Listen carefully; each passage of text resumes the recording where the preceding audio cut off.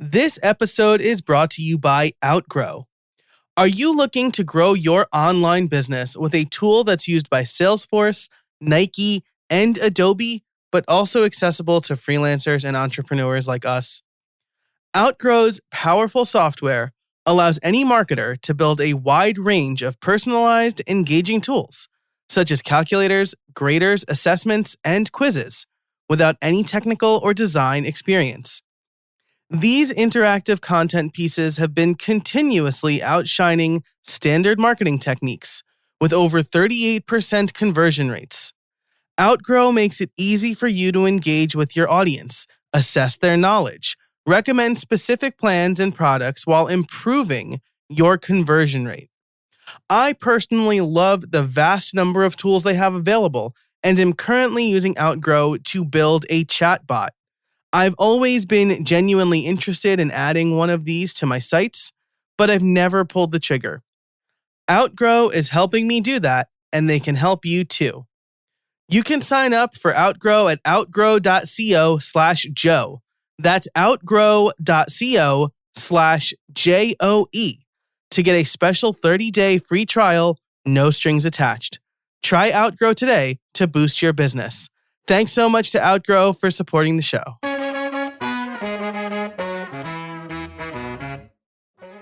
Hey, everybody, and welcome to episode 201 of How I Built It. My name's Joe Casabona. How I Built It's a podcast about how small businesses grow. And I'm excited to be here with my good friend and fantastic person, Jennifer Bourn. Jennifer Bourn is a designer, content strategist, and business mentor. She's got many things going on, but Profitable Project Plan is the thing that we're talking about today. Jennifer Bourn, how are you? I'm great. Thank you for being here. We are hot off the heels of a webinar that I will link in the show notes for this episode over at howibuilt.it/201. Before we get too deep into it, I do want to tell you that our sponsors for this week are Restrict Content Pro, Hostinger, and Text Expander. You'll learn more about them later in the show. But for now, I want to focus all of my energy on Jennifer Bourn and the Profitable Project Plan. So this is your second time back on the show. The first time we talked about kind of the early stages of this, and I'm excited to bring you back on so we could talk about how it's evolved over time, because I think a lot of people think they create like an online course or an online program and then they just let it go, and then it's truly passive income, but it's not, and that's what we're going to learn about today. So it's so not. It's the opposite of that. Even I'll just tell you before we actually fully focus on you that when I was teaching a computer literacy course at the University of Scranton, a bunch of the teachers in my department made comments to me about how, oh well, like you've been teaching that for a couple of semesters now, it's on autopilot, and I'm like, it is not on autopilot. Like computers change all the time. This is like, I put the most effort into that because it's like my least knowledgeable group of students. And it's like the most important stuff I'm teaching. So I just thought it was really interesting that like even in-person classes can be viewed as like autopilot. I'll just teach the same lessons from now until eternity. Well, and I think a lot of people look at it as, sweet, I can create this one time and then put zero effort in, and it's just going to continue to generate cash. And there are some instances where that may be true, but most of the time you need to be working on improving. Your first one out of the gate is not going to be your best one, folks. Yeah, that's absolutely right. And not to mention, like, you're at least always going to be marketing or convincing new groups of people that you know what you're talking about, right? Like, unless you already have like the entire niche for your course following you already, which in that case, you don't need to listen to this podcast. Come on this podcast and tell me how you do it, right? So, but for those of you who don't know you, Jennifer Bourn, why don't you tell us a little bit about who you are and what you do? Ooh, that's a loaded question. I have been a designer for my entire career. I've never done anything else. So 22 years, I have been a designer. I built my own agency. After having a freelance career, I hired my husband to do everything that I didn't want to do.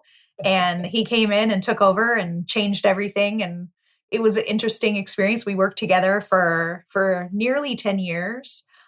He exited the business, so I'm now back to being on my own. I've gone from up to 5 people all the way down to just me. And I think over the last several years, I really realized that as important as building websites for people were, they weren't using the things that they were investing in. They were investing all this money in building their website, and then they'd have all these grand plans of blogging and podcasting and doing all these things, and then they'd launch it and they'd do nothing. And so I fell kind of into content strategy, helping clients actually use the site they spent time and money and energy into creating. And then as my business grew and my business changed and shifted, and my clients kind of changed and shifted, I started offering courses as well. And Profitable Project Plan is my flagship course. It led into workshops like Content Camp and some of the other mini courses that I offer. But Profitable Project Plan really kind of was a game changer for me. Like, I know a lot of people create courses to escape client work, but I love client work and I still do client services to this day. Like, I believe if you're going to sell a course doing something, you kind of should be doing it yourself. Yeah, that's 100%. People ask me like, are you getting into podcasting, or you're like doing the LinkedIn Learning courses, and do you still do development? And I'm like, I mean, I'm like over at LinkedIn Learning, I'm teaching development. Like I have to keep doing development, otherwise I'm not going to know what I'm doing. So I agree wholeheartedly. Plus, depending on the course, right? My courses are generally priced below $500. Those can generally be a lead to more client work, right? Somebody takes my course, they're like, this is all great. Now I know what's going on, but I don't have the time to do it. Joe, will you do it for me? And I'm like, yeah, that's my done for you service. Let's talk. So, I think you're absolutely right there. Something else you said there was you grew to maybe like 5 employees, then back down to 1. I feel like a lot of people think like the number of employees you have shows how big your business is, when in actuality, it just shows like how much money that you're spending that maybe you don't need to spend. Okay. I adore the fact that you said that, because I think, and I had this mindset, I felt I was victim of this for a long time. I think that there is this kind of notion that if you're not always launching and you're not always on the next thing and you're not always hiring another person and you're not always, we're growing and we're hiring and we're growing and we're hiring and we're launching and I have a new thing. Like if you're not always in that mode, there's something wrong with you. Like you're not doing enough. And I kind of fell victim to that for a while. Like I was like, but if I'm not growing and I'm not hiring and I'm not doing all these things, then I'm not doing enough. Then I must be crap, right? Like compared to everybody else, like I must just be crap. And I think there's this fallacy in that I got to peek behind the scenes of a lot of business. A lot of businesses.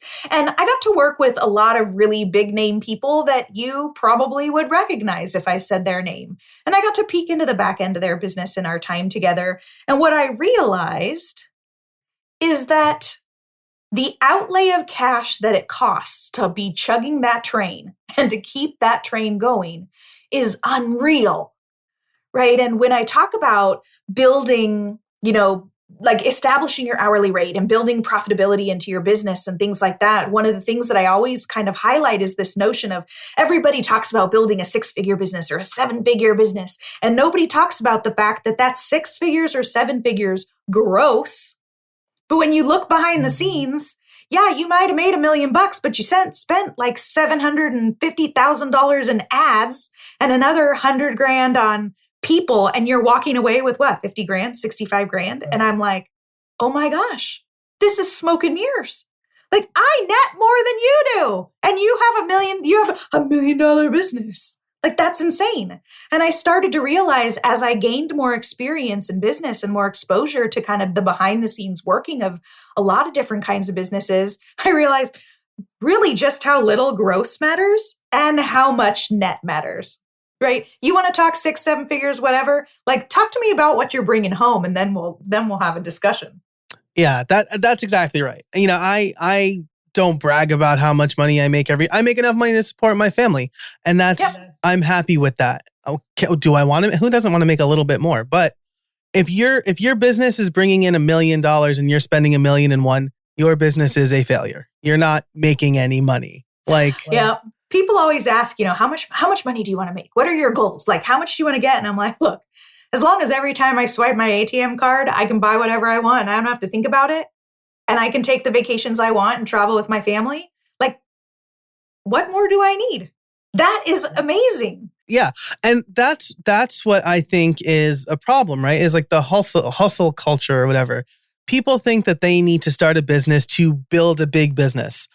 I quit my job at an agency because longtime listeners have heard this a million times. But I started my business to spend more time with my family. So as long as I can that's why a lot of people do it. Yeah. And so to those people who are like us, don't listen to Gary Vee or the person saying, oh yes, I net $1 million. I grossed $1 million last year, and you got to always make more money. And now it's $10 million or whatever. Like, just do what makes you happy. Like, as long as you can support your family or support whatever it is, if you decide you start a business for X reason and you are fulfilled, great. You're doing great. Don't listen to anybody else. Thanks for coming to my TED Talk.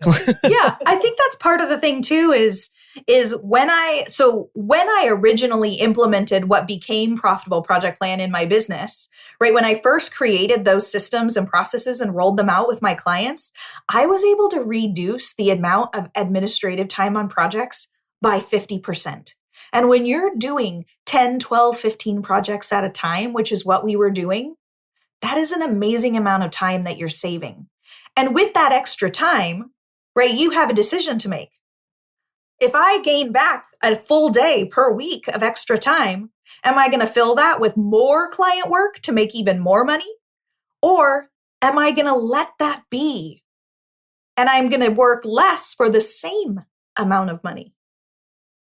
Right? You get to choose as the business owner. Some people are going to choose to work more and make more. And some people are going to say, I'm really happy with where I'm at, and I would love to work a whole day less per week. That's what I chose, by the way. Yeah, 100%. Me too. I mean, this year, I didn't have much of a choice, right? Because with the pandemic, we're keeping our kids home. And so on the days my wife works, I'm dad.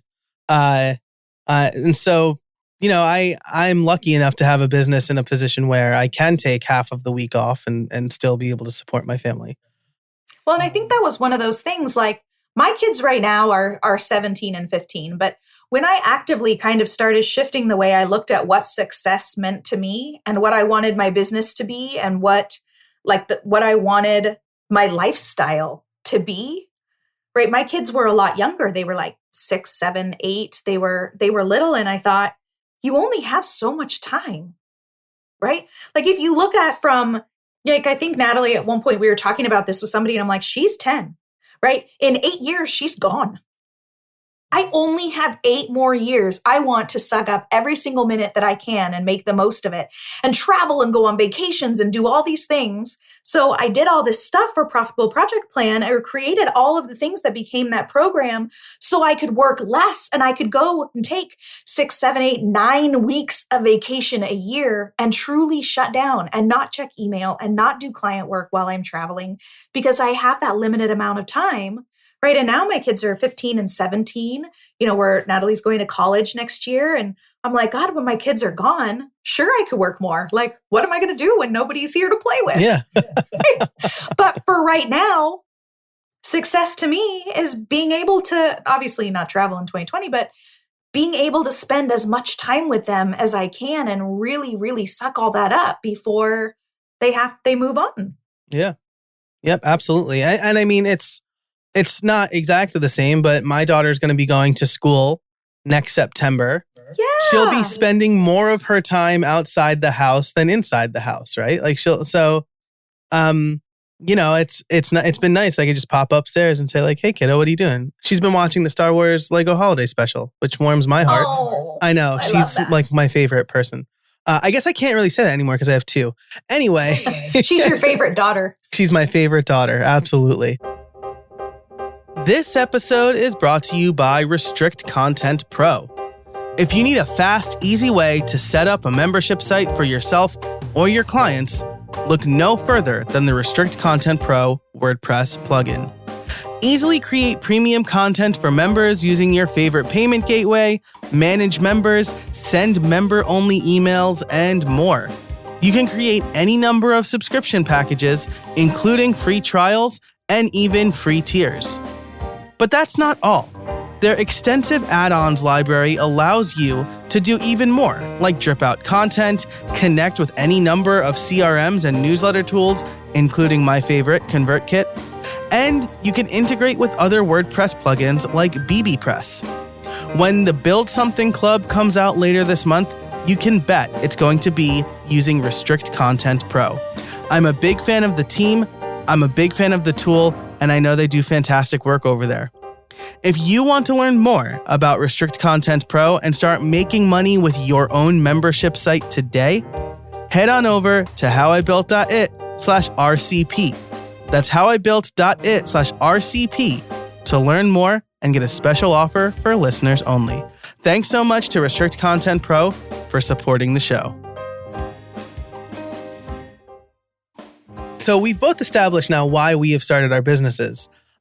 When we're talking about profitable project plan, again, the last time you were on the show, you kind of talked about what exactly, like how you came up with the idea and things like that. It has evolved considerably since the last time we spoke. Maybe we can talk about some of the, so a little bit about exactly what it is, because I don't think we've touched on that yet.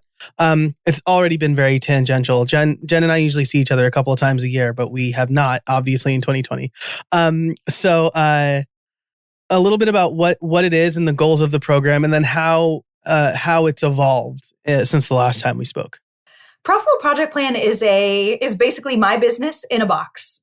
Everything, every system, process, resource, script, call framework, email that I've written for clients to walk them through and handhold them through the website building process, to bring leads in, to build recurring revenue, to manage contracts and change orders and get paid for all of the time that you're working. Right? This program combines all of those things and then the training on why it was created and how to use it and how to implement it in your business.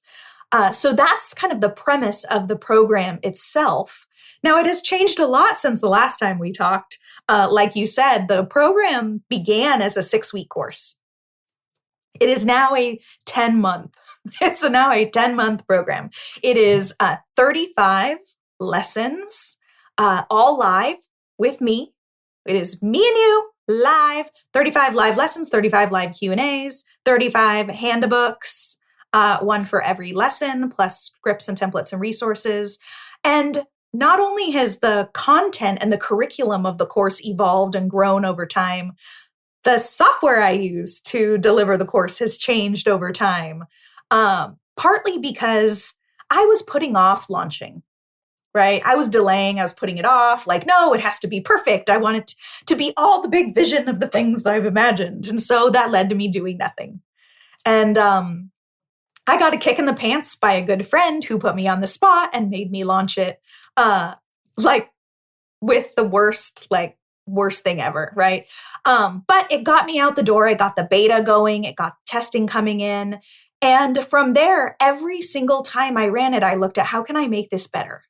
Right? How can I make this better for people? And I got real-time input, right? Every time I run Profitable Project Plan, at the end, I do a survey, right? You do a course survey. What did you think? What do you wish was in the program that wasn't? Like, what's missing? All of those kinds of questions. And I gather my testimonials in that survey, and I incentivize people filling out that survey by gifting them with another lesson or some kind of free thing that if you fill out the survey, you get invited to a special training only available for people who fill out that survey.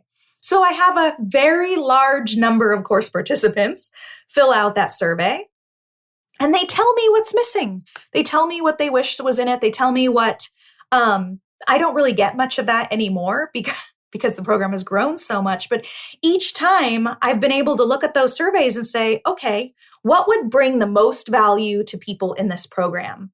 So the first time I ran it, it was just me talking like this, like just talking head. And then like the second time I ran it, right, I tweaked things a little bit. Like now it's full. Every single lesson has a full deck of slides.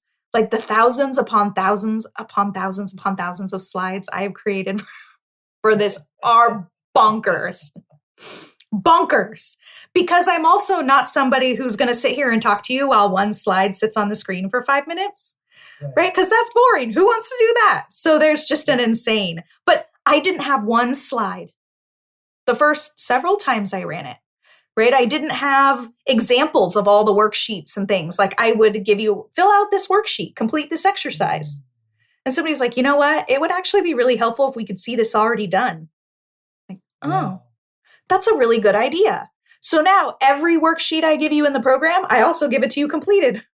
So if you don't know what to say or you're stuck, you can see how somebody else might have filled it out or completed it. So those things kind of, everything didn't come the first time, right? The first time was a beta. It was, hey, let's see if this works.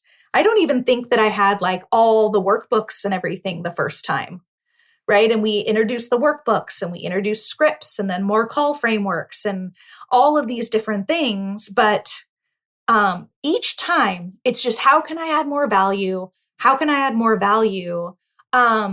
And how can I tweak what I'm already doing so that it's easier, so that there are fewer questions, right? Part of having live Q&A in the program was totally selfish, right? People think, ooh, Q&A, sweet, this is going to benefit me. I'm like, no, this totally benefits me.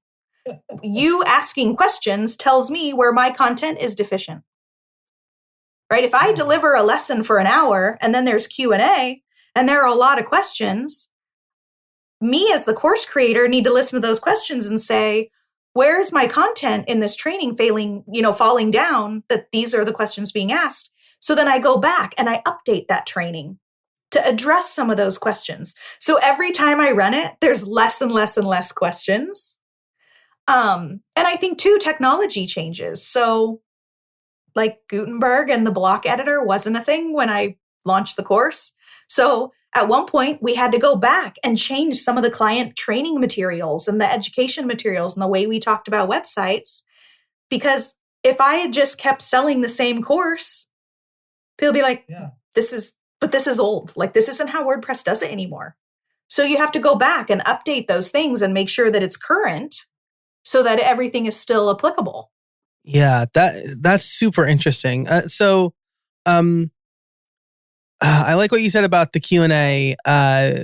Yeah, because I did the same thing when the pandemic started. I started offering like free 15-minute calls to people who want to start podcasts. And lots of people were like, this is great. Like, you're so generous with your time. And I'm like, this is market research for me. Like, what? I'm revamping my course. What am I going to include in it now? Somebody actually, they're like, what's in this for you? And I'm like, what?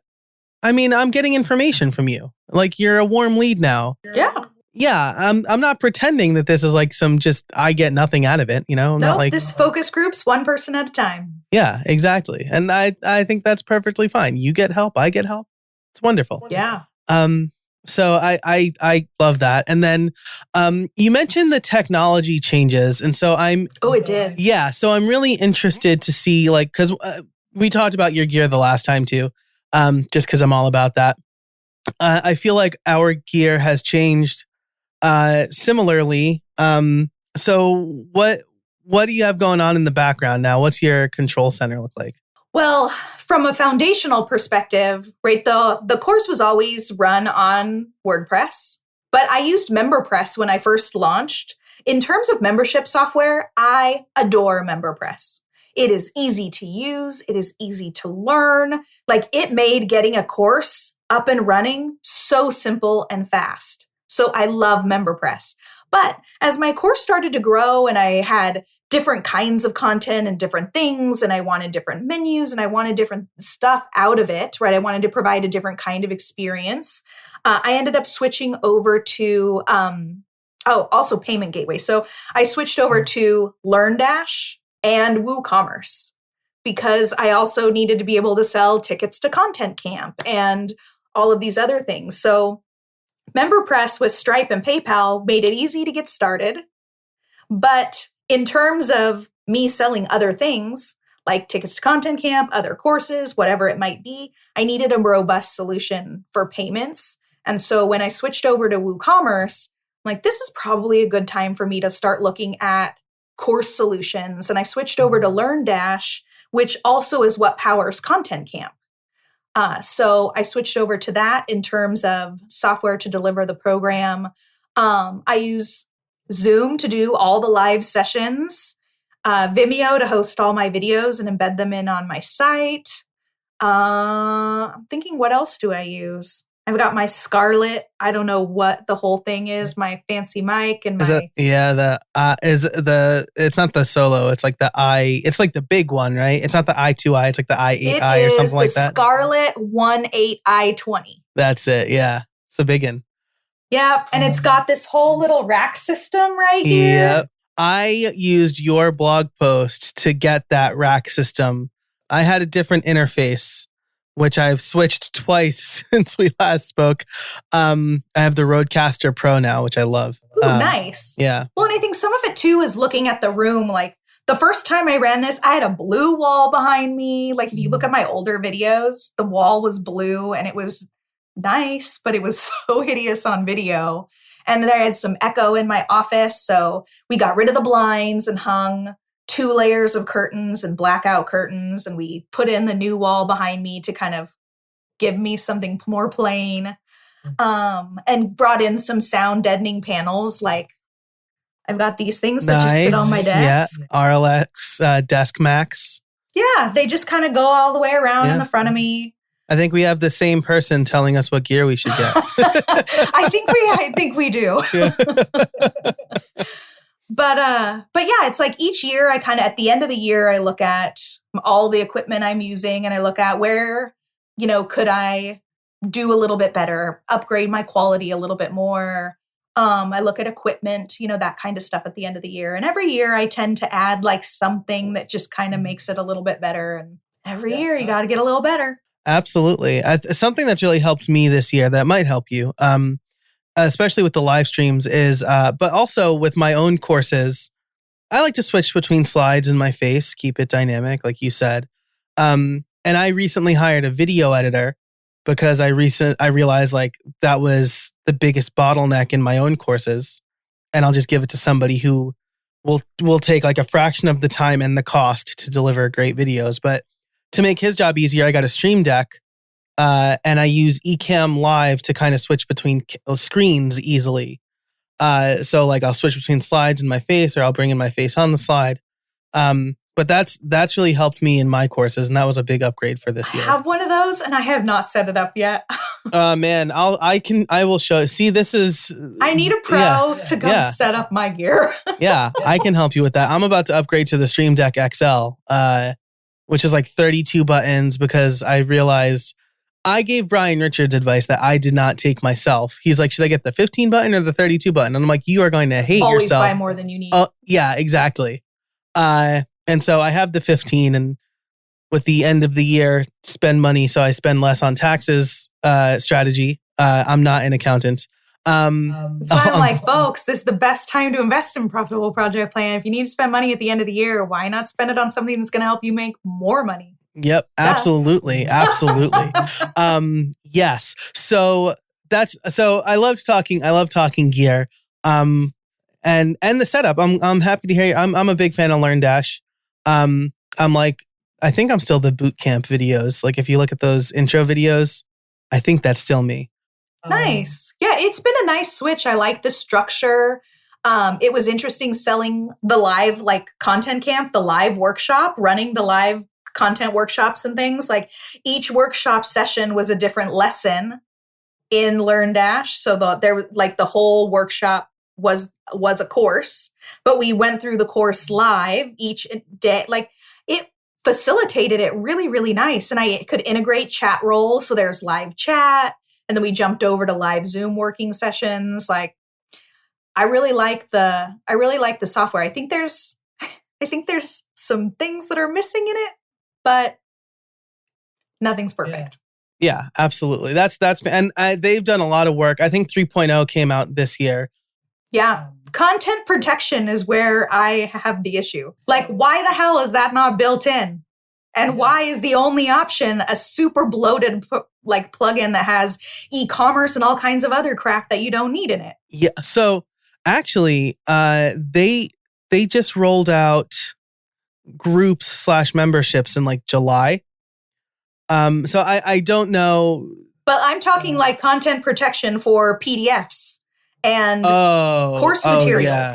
Yes. Right? Like with MemberPress, I use delightful downloads. Like if you didn't have that membership and you weren't logged in, you couldn't download anything. That kind of seems like a no-brainer for online course stuff. That's super interesting. That's so interesting. That's my wish list. If anybody is listening, that's my wish list item. Duly noted, those who work at LearnDash. I love that software. Yeah. I think it's fantastic. If you run courses, it's been fantastic for me. Yeah, likewise. I've been on it since I launched my online courses. I was using Sensei at first, and then Justin reached out and was like, "Hey, why are you using Sensei?" And I'm like, "I didn't know anything else existed." And he's like, "Well, try LearnDash." And I'm like, "Okay." So I've been on that forever. Plus, it does. I mean, if you're still using MemberPress, it does have MemberPress integration too. So it's just, I think it's really flexible, very affordable. This is not an ad for LearnDash at all. That's true. They were not one of the sponsors that they were not. Yeah. But though I will say, Restrict Content Pro also integrates with LearnDash. So the sponsor does as well. This episode is brought to you by Text Expander. It's a new year and you can start off on the right foot by reclaiming your time. With Text Expander, you can save time by converting any text you type into keyboard shortcuts called snippets. Say goodbye to repetitive text entry, spelling and message errors, and trying to remember the right thing to say. With Text Expander, you can say the right thing in just a few keystrokes.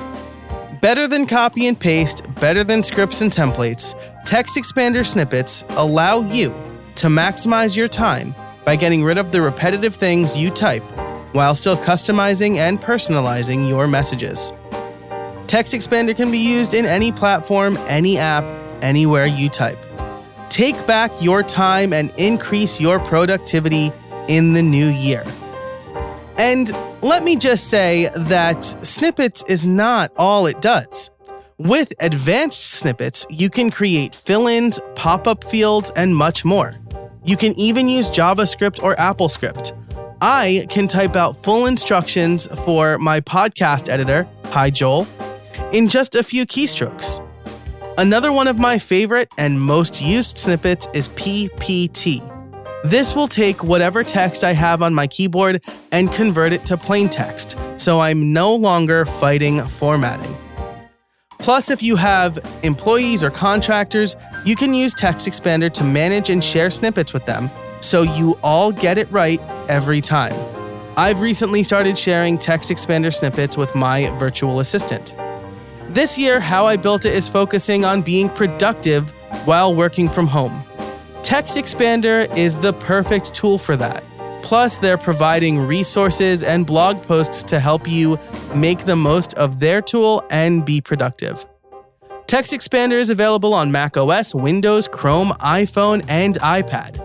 If you've been curious about trying Text Expander or simple automation in general, now is the time. Listeners can get 20% off their first year. Just visit textexpander.com/podcast and let them know that I sent you. So that's your gear, your setup, your tech stack. And then we kind of got the methodology for how you evolved your content over time. You've added a lot of content to, obviously. How did you decide what to include? Was it like whatever got the most votes made it in, or were you answering specific questions? So that's a great question. When I first started offering Profitable Project Plan, I offered Profitable Project Plan and Profitable Project Plan Pro. That was the worst idea. Like such a bad idea. Because everybody wants Pro, but people cheap out and then they buy the other one. But then they spend all the time in the Q&A asking the things that are covered in Pro. And you don't want to be like, thanks for that question. If you would have spent more money, then you would have this. But you can't. Like, you can't be rude. Right. So right. I felt like I was constantly in this weird position of like, well, we cover that in the thing, like, such a bad idea. So after that one time, I'm like, we're getting rid of that. We're getting rid of it. And I'm rolling everything that was in pro into the regular. And that was the getting paid, all the getting paid. Because originally Profitable Project Plan was just the everything needed to run a WordPress project from start to finish, right? From onboarding, welcoming your client in and onboarding to post-launch follow-up and value add. Pro was money matters and getting paid on time and sales calls and contracts and change orders and all those things. So I really was like, okay, Pro was a huge pain in my butt. I'm going to roll everything in a Profitable Project Plan and just offer one thing. So all that got merged in, and it went from like 6 lessons to 9. And then I was getting lots and lots of questions about copy and web and strategy. So that made it like expand to like 14-ish. We expanded a little bit more. But I was getting all these questions like, I have this process down, right? I took Profitable Project Plan. I implemented everything in the program. My projects are now taking me less time. I finally have time to get out there and market. How do I get clients? Like, how do I get clients? And I noticed that started popping up in the Q&A more and more and more. And so I created a second course called Lucrative Leads. I originally launched it as an evergreen standalone course. And I realized that I kind of hate evergreen courses. I missed the live. I missed the interaction and all of that. And everybody in Profitable Project Plan was like, but I need the leads stuff. So I was like, you know what? I'm just going to roll Lucrative Leads into Profitable Project Plan too. So I took all the stuff that was in Lucrative Leads. I rejiggered it a little bit to completely customize it for designers and developers instead of being more generic for entrepreneurs. And I rolled it into Profitable Project Plan. So then it expanded to have the whole lead generation section. But, and recurring revenue was the bonus. Like, recurring revenue was the bonus training for when people filled out the survey. But it was so popular, we rolled that into the actual core part of the program. And there were so many questions and so many people were like, tell me all the things about recurring revenue, that lesson was so crazy. I'm like, okay, we need to expand on this. So it became a 6-unit lesson, like a 6-unit portion of Profitable Project Plan by itself. And then I talked to so many people, again, in the Q&A throughout the program. They're like, but what about people that they want a website, but like, then they don't have a logo. And they don't have a brand. Like, how do you change onboarding? How do you change how you start a project when you have to back up and do a logo and color palette and typography? And how do you manage that? And I was going through that in Q&A and I thought, I created all the same systems I created for the website stuff, for the branding stuff in my business. Like, at this point, I'm already practically giving them my entire business. What's that part two? Like, I might as well add that in. So that was the last piece that got added in. So now we're at, 35 live lessons, and it's lifetime access, which acts a little bit different from what I'm learning about how other people do lifetime access. Is a little bit different than how I think about it. My lifetime access is truly every single thing that's in this program you get forever, and not just I enrolled in 2017, so I get what was in 2017 forever. It's I enrolled, and anything that gets added to the program forever, I also get to benefit from. So we have people that have been in the program for a couple years that they'll retake the course or show up in different lessons, and they're like, hey, like 2020, I nailed my lead gen, or I nailed this part. Like in 2021, my focus is on recurring revenue. So they'll show up and they'll look at the recurring revenue lessons and they'll go through that and they'll focus there and implement there.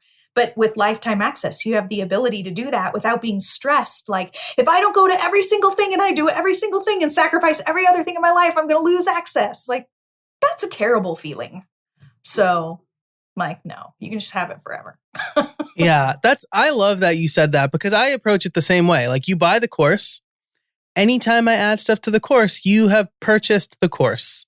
And so maybe the people who are buying it today pay more than you paid because now That they're is getting true. all that My content. first beta was only $500. Yeah, see, exactly. So that's like huge value for those people. But they played the waiting game a little bit to get some of the newer stuff as well, right? If you want it all today, you're paying one price. These people bought in early, and their reward for supporting it early is they get the new stuff too. Well, that's the thing. I Yeah. feel like the people who are like, you get lifetime access to exactly what it was the day you bought it. It's almost kind of like punishing the people that believed in you in your early days. Yeah, And I'm exactly. like, that's janky. Right. So what? So I get some updated modules every couple of years. Like WordPress changed. That's worth the lifetime access, I guess. It's just, I agree wholeheartedly with you. Yeah. I've bought some access to lifetime, and these courses were like less than $50 cheap. So I'm like not that mad about it. But like, they'll say like you get lifetime access for whatever, $30. And then like a couple years later, like I had to revamp the course. So like you get a discount on the new version of the course. And I'm like, that's not lifetime access. That's not lifetime access. Again, I'm not that mad because it was like $30, but that's not lifetime access. That is true. I love that. I agree wholeheartedly with that. With the lifetime access people. So you have a live, so there's a live portion of it, as you mentioned. The people who like signed up in 2017, if they just want to show up to this year's live sessions, like can they, or Yep.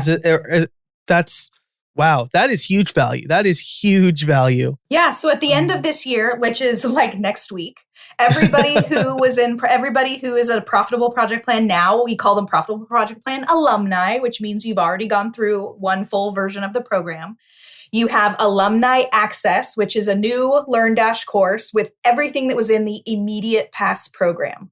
Because profitable project plan, everything's rolled out weekly. Right. So the whole normal one resets to week 1. Gotcha.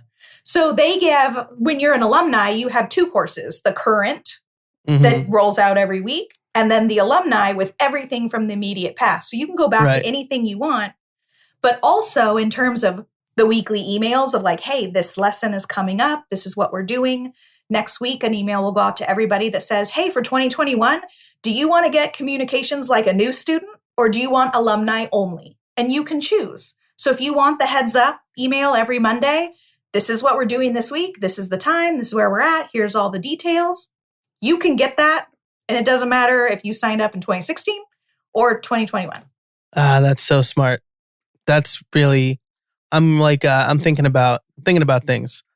Jennifer Bourn has delivered a high value for me today because we're recording this some time vortex stuff. We're recording this on the same day we recorded the webinar, which was live.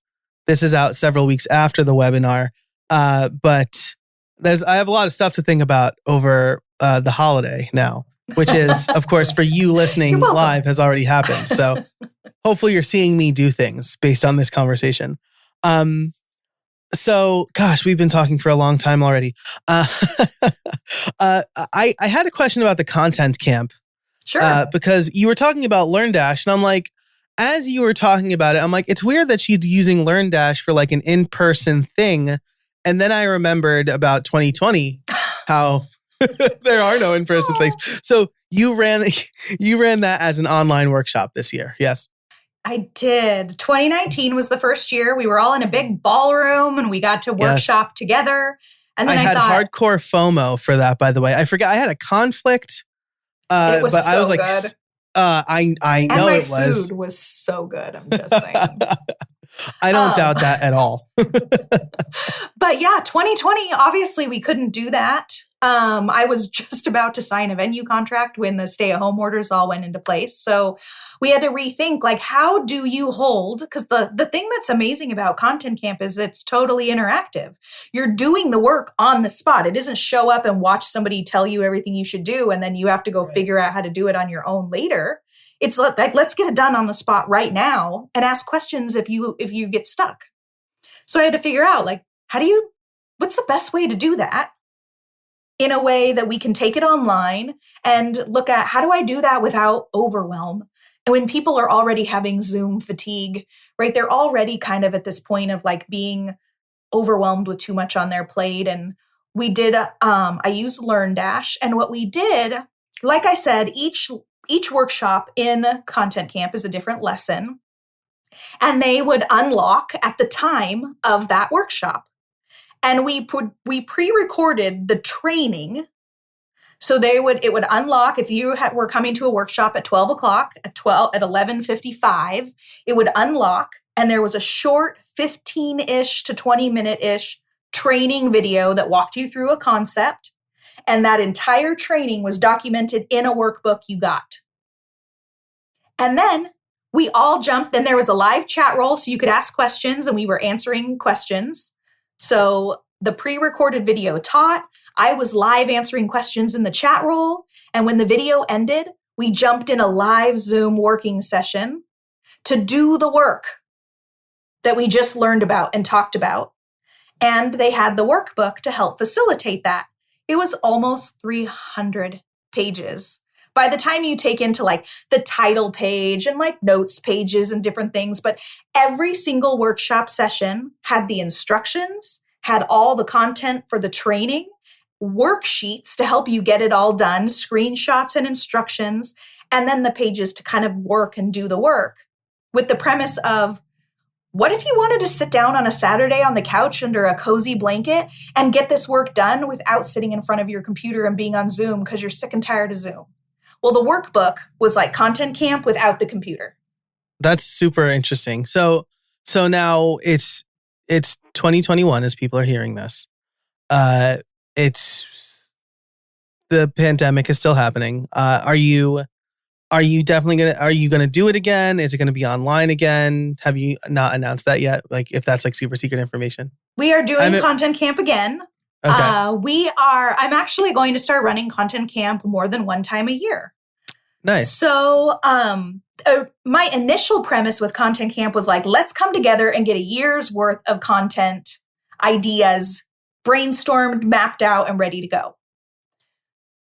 Yes, you can totally do that. But is it more effective to say, what does my content look like for the next 90 days?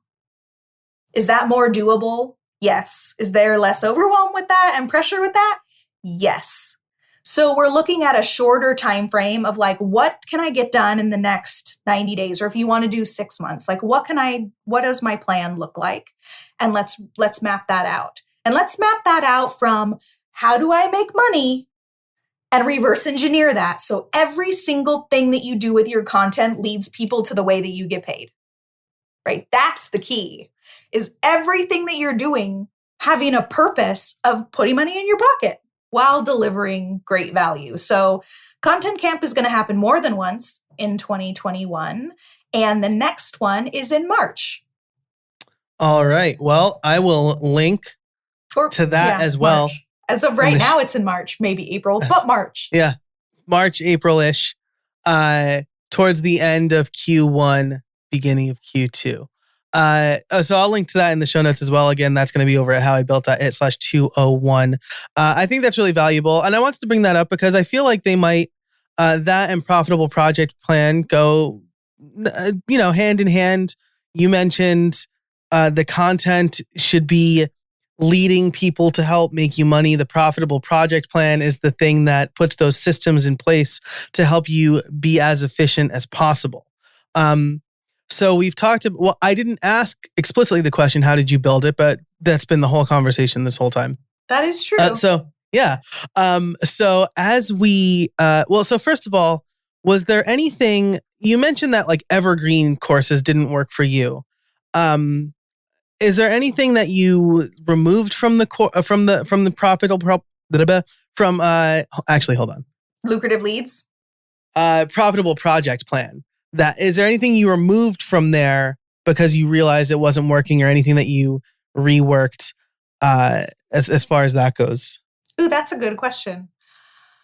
There were a couple like client bonuses that I pulled out of Profitable Project Plan because I thought they were a little bit redundant with some of the other stuff we were talking about. And I wanted to use them in Content Camp.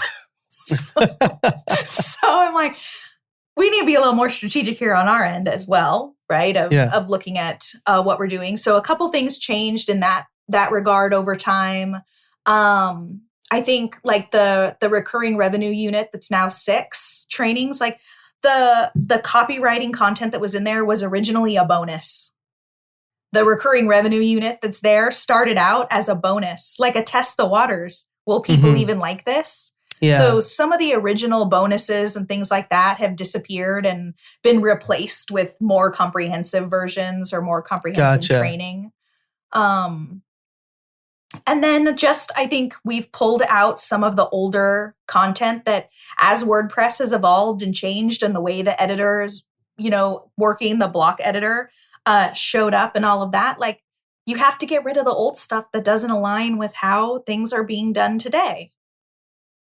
Gotcha. That I like that a lot, especially the it's interesting doing the bonus stuff as kind of like, was it just like one video that you kind of just like touched on the topic a little bit and then you're like, this it was works. Hey, if you fill out this course survey, then I'm going to do this copywriting bonus and see what is the feedback. And people are like, this was amazing. I wish that there was the whole lesson, like all this stuff. And I'm like, okay, clearly we can, this should be more than a bonus, right? So I use bonuses a lot of times, especially the ones for doing surveys and things like that and gathering testimonials and all of that, as a way to test out new content that I'm thinking about using to see what the feedback is going to be.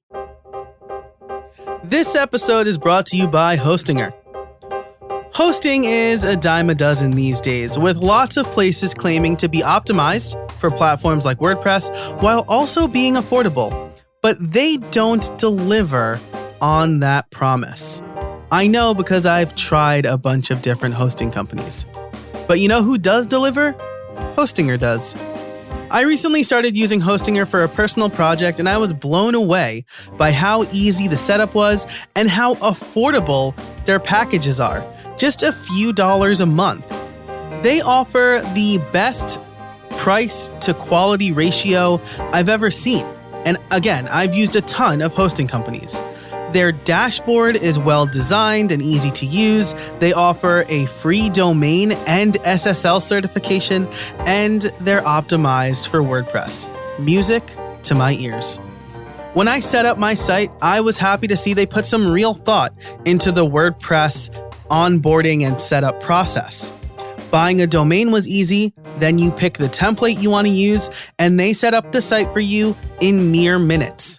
Plus, they use Astra for all of their site templates with an assist for Elementor. So I know the site will be fast. I think that is such a great idea and addition. Again, it shows that they really thought about what they're doing here. Plus, they have caching, and you can very affordably add Cloudflare for a CDN. Between that and daily backups and being able to manage WordPress plugins without having to log into the WordPress dashboard, I was sold. So if you're looking for affordable hosting for your side project or business that's fast, secure, and optimized for WordPress, Hostinger is it. Head over to hostinger.com/Joe Casabona to see what plans they offer. I recommend the business shared plan. And use the code Joe Casabona for an additional discount. That's hostinger.com/Joe Casabona, HOSTINGER.com/Joe Casabona, and use the code Joe Casabona at checkout. Thanks to Hostinger for sponsoring the show, and let's get back to it. My biggest takeaway here is that you built Profitable Project Plan over an amount of time. It evolved, right? You didn't just launch the whole thing at once and you're like, this made me rich overnight. It's amazing. You did a lot of testing and you're better off because of it. Your do you call them students or attendees or participants? They're better off because of it, because they're getting a lot of value and they're contributing to, how the course is shaped over time. I think that's great. I've rolled out like big multi-hour long courses kind of in a vacuum. And then I'm like stuck there wondering, like, did I waste my time on this? Is this really what people wanted? So I think there's this thing that happens when you invest.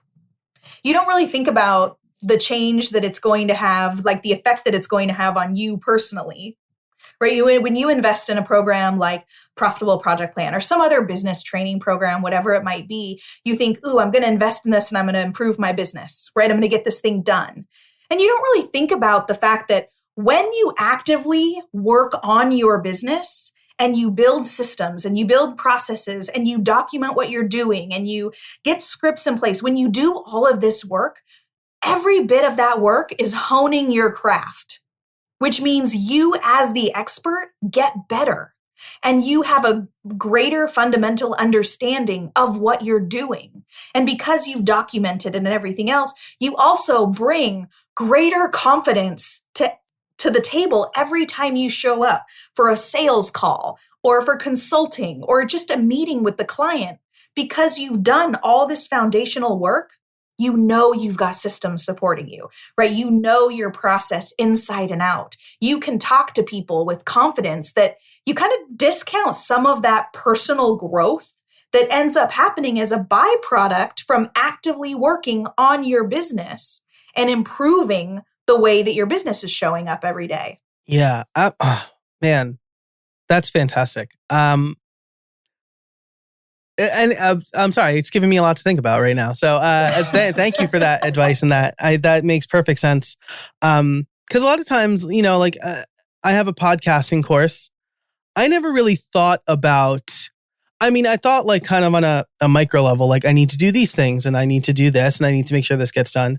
And I built the process as I was doing it, but putting it all into a course made me think of it as kind of like the macro level. How does all of this become one big thing, one big process for me to efficiently podcast? Because podcasts take a lot of time and a lot of us don't have a lot of time. So how can I make this as efficient as possible? So you're right. As I put the course together, it made me think about my processes and how they all work together. It makes it easier for me to talk about those processes when I go on other podcasts.